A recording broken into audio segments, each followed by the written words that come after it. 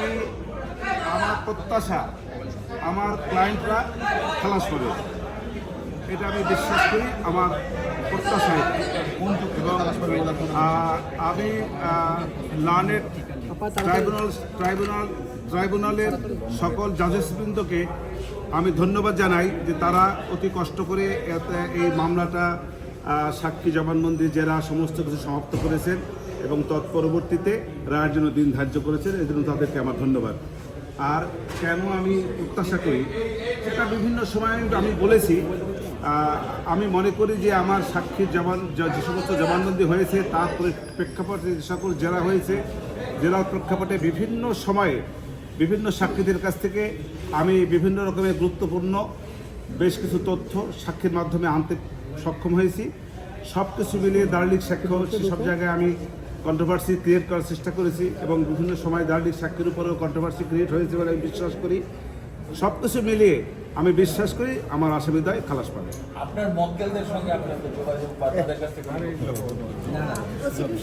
না, এটা সুযোগ নাই, কোনো এটা আইনগতভাবে কোনো সুযোগ নাই। এই প্রশ্নটা কেন আপনারা করেন?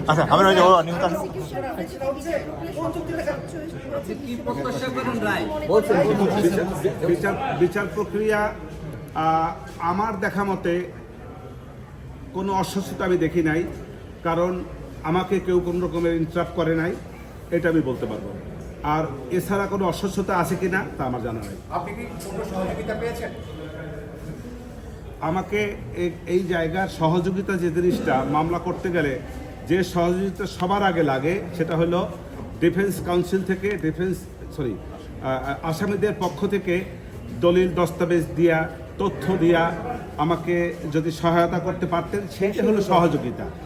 আর রাষ্ট্রপক্ষ থেকে আমাকে মামলাটা করতে হয়েছে, রাষ্ট্রপক্ষ থেকে যে সমস্ত কাগজপত্র ডকুমেন্ট দলিলাদি আমি পেয়েছি তার আলোকে আমাকে আপনার মামলা করতে হয়েছে।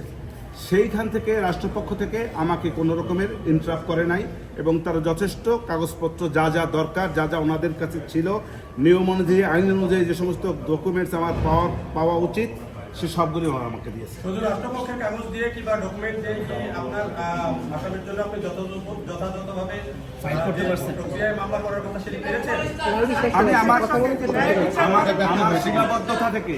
আমার সীমাবদ্ধতা থেকে আমি চেষ্টা করেছি, যথেষ্ট চেষ্টা করেছি। আমার তরফ থেকে চেষ্টা কোনো ত্রুটি ছিল না এবং আমার চেষ্টায় কেউ কোনো বাধাও দেয় নাই। বিচার প্রক্রিয়া আপনি বলছেন যে কোনো অস্বচ্ছতা নাই, তার মানে স্বচ্ছ প্রক্রিয়ার বিচার হয়েছে। আমি তো দেখি আপনি খালাস চাওয়ার ব্যাপারে আমি আগেই বলেছি যে